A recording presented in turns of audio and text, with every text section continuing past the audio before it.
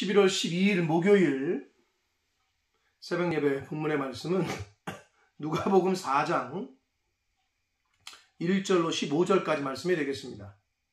누가복음 4장 1절로 15절까지 말씀을 통해서 목요일 아침에 주시는 하나님의 은혜를 함께 나누도록 하겠습니다. 자, 누가복음 4장은 이제 예수님께서 시험을 받으시는 그 유명한 마귀에게 세 가지 시험을 받으시는 그러한 장면이 나오는 그러한 단락이 되겠습니다. 그래서 15절까지 해서 예수님께서 이제 마귀에게 세 가지 시험을 받으시는 그러한 내용이 기록되어 있는데, 이 내용은 마태복음 4장과 마가복음 1장 12절에서 13절에도 병행하게 동일하게 같이 나오고 있습니다. 그래서 마태, 마가, 누가가 각자 자신들의 시선에서, 자신들의 관점에서 마귀에게 시험 받으시는 그 장면에 대한 이야기를 이제 기록한 것이라고 보시면 되는데, 조금씩 비교해서 보시면 더 유익할 텐데 제가 중간중간에 말씀을 또 비교해서 드리도록 하겠습니다. 자, 1절부터 봅니다. 예수께서 성령의 충만함을 입어 요단강에서 돌아오사 광야에서 40일 동안 성령에게 이끌리시며 그랬습니다. 요단강에서 세례를 받으신 이후에 성령께서 예수님을 광야로 다시 인도하셨다는 거예요. 근데 여기서 중요한 거는 요단강에서 돌아오사 그랬어요. 어디로? 광야로. 그 말은 이전에도 예수님께서는 세례 받으시기 이전에 광야에서 공생애를 준비하시고 기도하시고 하시는 그런 시간을 가지신 것을 우리가 알 수 있습니다. 그래서 여기서 돌아왔다라는 표현을 쓰고 있는 거예요. 세례를 받으시고 그 성령 충만함 받은 그 상태로 성령의 이끌리심에 따라서 다시 광야로 돌아오셨다. 그래서 그 광야에서 40일 동안 성령의 인도하심을 받으며 마귀에게 시험을 받으셨는데, 2절을 보면 이 모든 날에 아무것도 잡수시지 아니하시니 날수가 다함에 줄이신지라 이렇게 기록되어 있어요. 자, 그런데 어느 시점에 마귀에게 시험을 받으신 거냐, 예수님께서 40일 금식 기도가 끝난 후냐, 아니면 중간이냐, 아니면 언제냐, 아니면 40일 동안 시험을 받으신 것이냐, 이렇게 논란의 여지가 될 수 있는데 누가복음만 보면, 그러나 마태복음 4장 2절 병행 구절인 마태복음 4장 2절에 보면 40일 금식이 끝날 무렵에 극히 줄이신 상태에서 시험을 받으셨다고 기록되어 있어요. 그러니까 받으신 시점은 40일 금식이 거의 끝났을 때, 굉장히 여러분 금식해 보셨겠지만 아주 힘듭니다. 40일을 금식한다는 것은 우리 목회자들이 하시는 그 얘기를 들어보면 거의 목숨을 내놓고 하는 거기 때문에 얼마나 영적으로 육적으로 육신적으로 지치고 힘든지 몰라요. 자, 그런 상태에서 이제 마귀에게 시험을 받으시는데, 자, 세 가지 시험입니다. 이제 3절 첫 번째는 마귀가 이르되 내가 만일 하나님의 아들이거든 이 돌들에게 명하여 떡이 되게 하라. 이게 기록되어 있는데, 일단 돌들에게 명하여, 돌들 복수를 썼어요. 한글 개역 개정판에서는. 근데 원문은 단수로 되어 있어요. 결국은 누가는 왜 이걸 단수로, 돌이 많았을 텐데 그 수많은 돌 중에 얼마나 육신적으로 배가 고프시겠어요? 근데 누가가 지금 표현하고 싶은 거는 마귀가 얼마나 교활하냐 하면, 야, 수많은 돌들 중에 저거 하나라도 떡으로 만들어서 먹어봐. 너 배고프잖아. 이것을 강조하기 위해서 단수로 그렇게 표현을 했습니다. 그래서 이 돌에게 그 많은 돌들 중에 하나만이라도 네가 떡으로 변해서 먹어봐라. 근데 여기서 더 중요한 거는 내가 만일 하나님의 아들이거든 이라는 조건을 걸었어요. 여러분, 사단은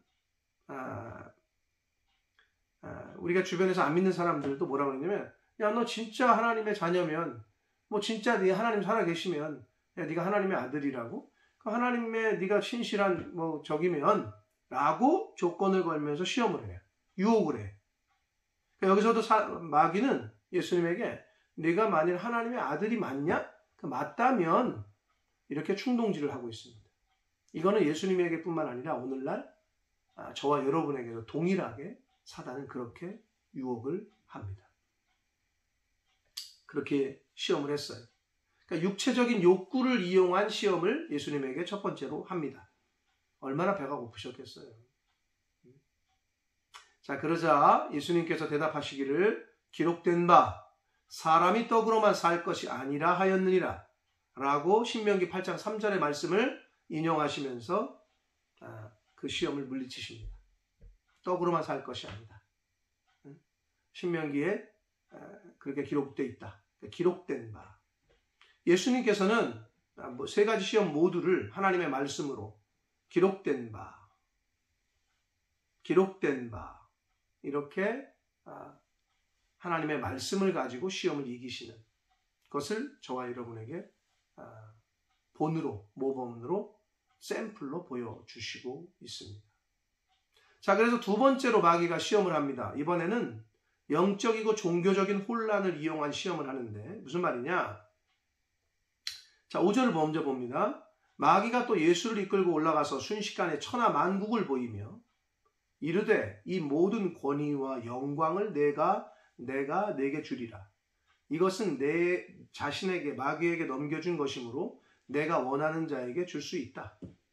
그러므로 7절 네가 만일 내게 절하면 다 내 것이 될 거다. 그러니까 결국은 내가 만일 내게 절하면 예수님에게 마귀가 나한테 절하면이라고 하고 있는 거는 하나님을 네가 배신한다면 이란 얘기예요. 하나님보다 나를 섬긴다면 그러면 내가 이걸 다 줄게. 영적으로 종교적으로 이거는 우선순위의 문제를 건드리고 있습니다. 이거는 오늘날 저와 여러분에게도 이런 유혹은 많이 옵니다. 나는 크리스찬인데 난 그러지 않지. 그러나 그렇지 않습니다. 나는 마귀에게 절하지 않는데 그게 아니고 우선순위의 문제에 있어서 하나님보다 하나님의 것을 도적질한다거나 드려야 될 11조를 떼어먹는다거나 감사 예물을 드리지 않는다거나 그리고 우선순위를 하나님에게로 두지 않는 것, 이거는 마귀에게 절하는 거랑 똑같습니다. 하나님을 배신하라는 얘기거든요. 하나님의 말씀에 순종하지 말라는 얘기거든요. 그러자 예수님께서 뭐라고 대답하셨냐? 신명기 6장 13절의 말씀을 드시면 인용하시면서 기록된 바 주 너의 하나님만 하나님께 경배하고 다만 그를 하나님만 섬기라 라고 기록되어 있다 라는 말씀을 들어서 하나님을 배신할 수 없다. 하나님이 첫 번째다 라고. 그러나 우리 세상은 명예나 권세나 승진을 거래를 한다거나 너 이렇게 하면 내가 승진 시켜줄게. 응? 주일날 너 출근하면 내가 너 승진 시켜줄게. 이 돈 받으면 같이 다 먹는 건데 너는 왜 안 먹어? 너 이 뇌물 받으면 승진 시켜줄게. 이런 유혹이 너무나도 많이 있습니다. 쉽지는 않으실 거예요. 네. 그런 유혹으로부터 벗어나고 또 그걸 이기기가.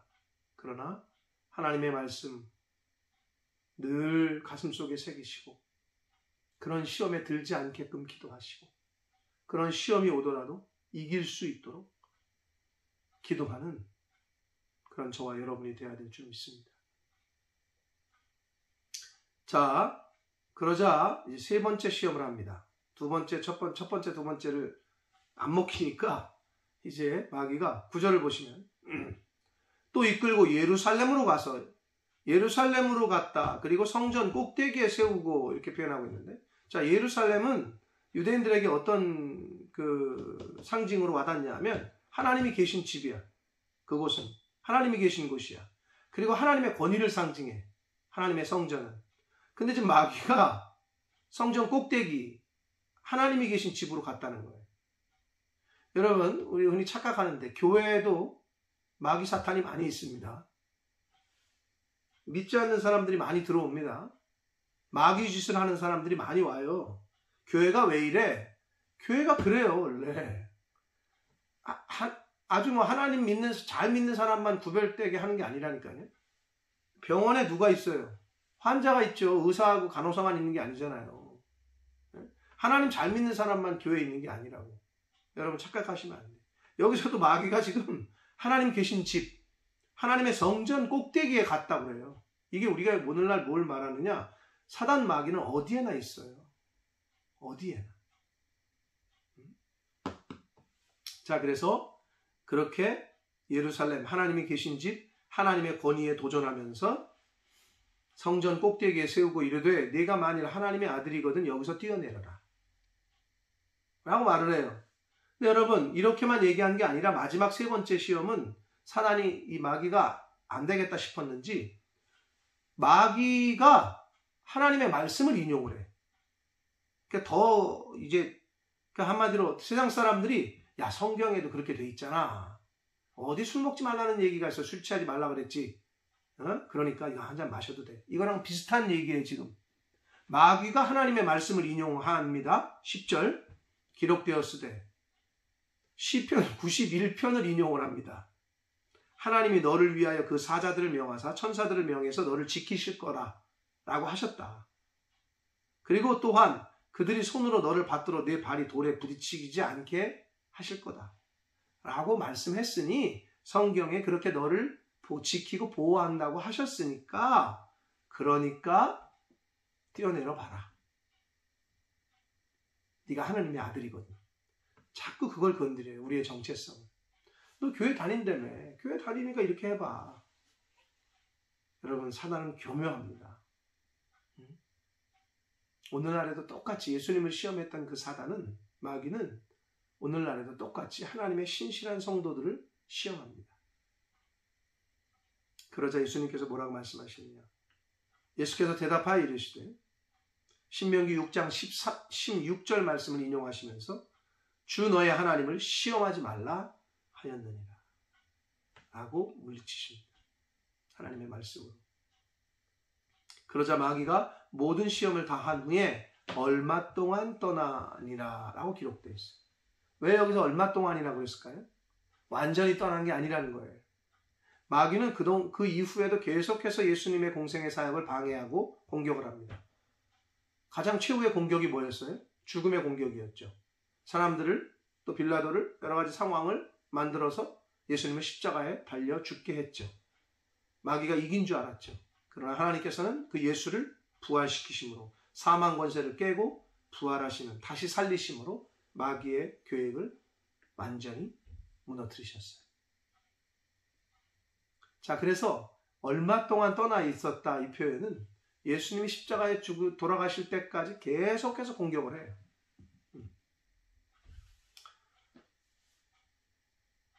우리 성도들에게도 마찬가지예요.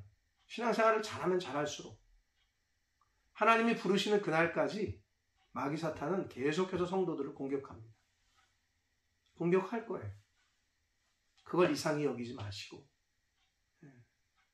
하나님 말씀으로 늘 무장하시고 성령으로 늘 무장해서 그 시험을 잘 통과하고 이겨내고 극복할 수 있는 저와 여러분 되시길 축복합니다.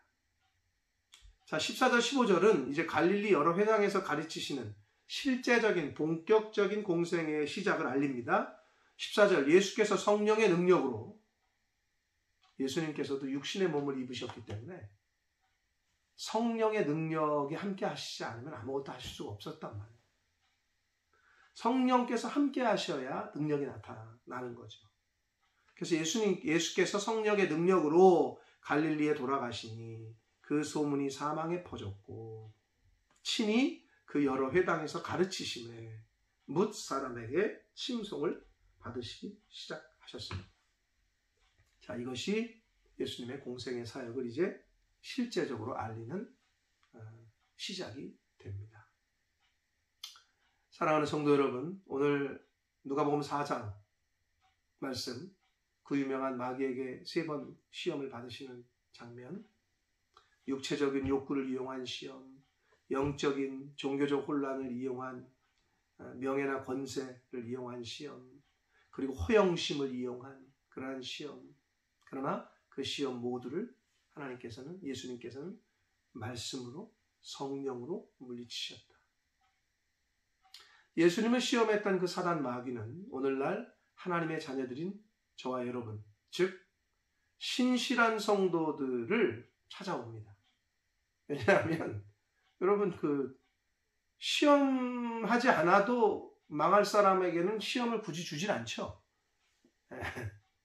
하나님이 원하시는 길로 하나님의 사람으로 잘 살고 있는 사람들을 시험해야 당연히 그들을 망하는 길로 인도할 거 아니에요. 가만히 둬도 망하는데 못 알아보고 그 사람을, 사단 마귀도 바보가 아닌 이상에는. 그래서 신실한 신앙생활을 하면 할수록 사단은 언제나 유혹을 하고 시험을 합니다.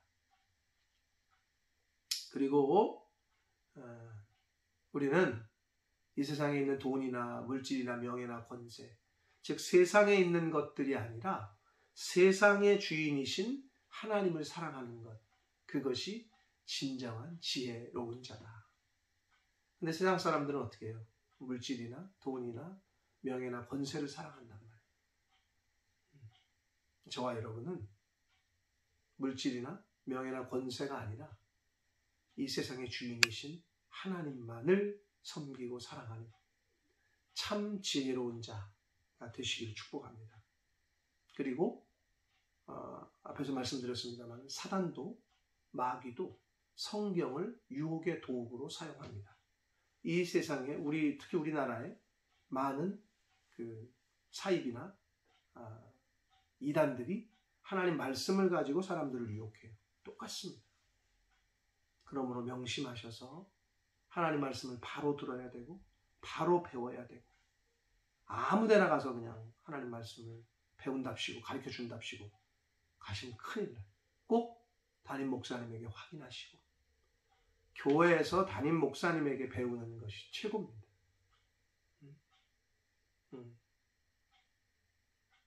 원래 여러분 사람이 남의 떡이 커 보인다고 자기가 섬기고 있고 모시고 있는 목사님보다 전도사님보다 왠지 다른 교회 목사님, 큰 교회 목사님, 전도사님들은 더 유명하고 더 잘 가르칠 것 같고 그러나 여러분 그렇지 않습니다. 하나님이 여러분에게 세우신 목자가 있고 또 그 목자에게는 하나님이 주신 또 양이 있어요. 그러므로 아무 데서 가나 성경 배운답시고 그렇게 하셨다가는 여기도 지금 마귀가 성경을 이용해서 말씀을 이용해서 예수님을 유혹한 것처럼 이 우상 이단이나 사이비 집단들이 그러고 있습니다. 여러분 조심하셔야 됩니다.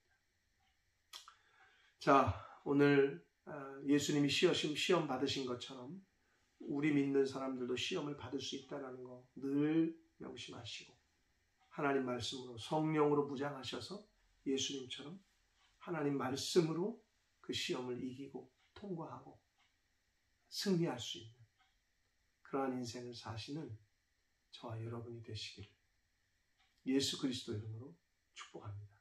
기도하겠습니다. 살아계신 하나님 아버지 감사합니다.